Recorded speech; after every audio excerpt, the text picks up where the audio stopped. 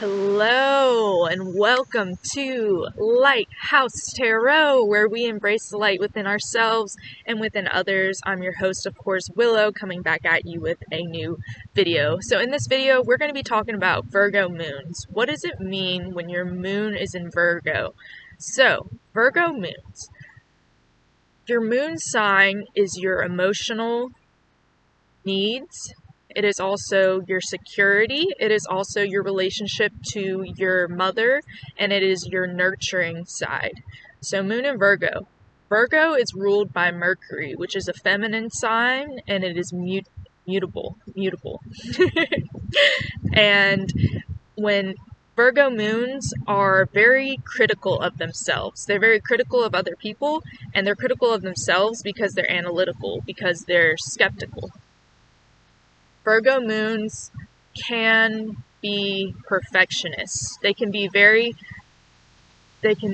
feel like I'm feeling right now. This video, oh my goodness, I can't believe this video is going so crazy with all the wind and all the air and all the background noise.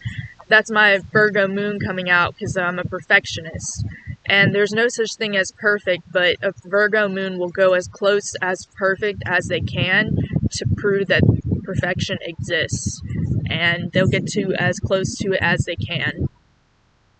Virgo moons are very skeptical about their surroundings because they see every little detail and they want you to prove it. They're very into facts. They're very scientific. So if you bring the facts to Virgo on an argument, then they'll be able to tell you they'll be able to see your side of the story, to see your point. Virgo moons are very earthy. As you can tell, I'm wearing a green shirt. Green is a power sign for Virgo, so is beige. Green, beige, and white are the power colors for Virgo. If you want to feel more in your Virgo sense, wear those colors. And the relationship with your mom is very important as Virgo moon. Your mother could have been like a Mother Teresa, someone who is very into mission work, someone who is always helping other people, someone who is always out to just be of service, but someone who is very critical of you at home, and someone that might have neglected you in some type of sense. Maybe not purposely neglectful, but just a little bit forgetful, not always attuned to your needs, not always excited when you brought home an A+, or maybe you brought home an A- and your mom or your nurturing parent was saying, oh, why isn't it A+? So as you grew up, this caused you to be very critical of yourself and critical of other people because you grew up in a situation or in a household where it was never enough. Maybe you had to wipe all the baseboards and you didn't get the corners, and so to them it was like it wasn't even done to them, and to them it was just shit.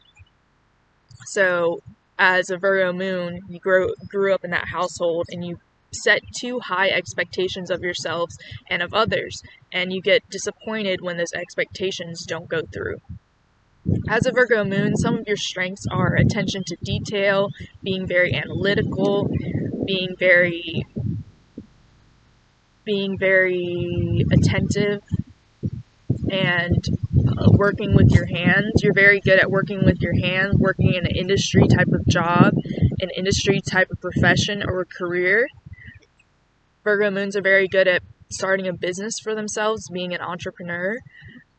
Virgo moons are very fun to be around with. They're very quirky, they're very silly, they have a quirky sense of humor because of that earth sign.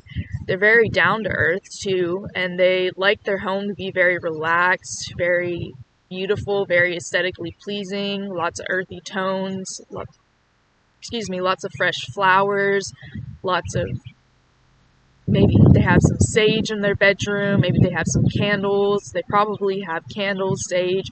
I'll tell you what, in the two Virgo Suns houses I've been in, they had candles, they had sage, they had crystals, they had very beautiful interior design, and very comfortable furniture. And then as me as a Virgo moon, I have very comfortable furniture. I have a lot of sage in my room. I have a lot of candles. I have a lot of beautiful things that have a lot of sentimental value to me. As a Virgo moon, you might not be sentimental to others. You don't show emotions very well because you're very logical, because you're very scientific and factual. So when someone starts crying, you don't really know what to do unless you have a water sun sign or a water rising sign. Then it's a little easier for you to sympathize, to empathize.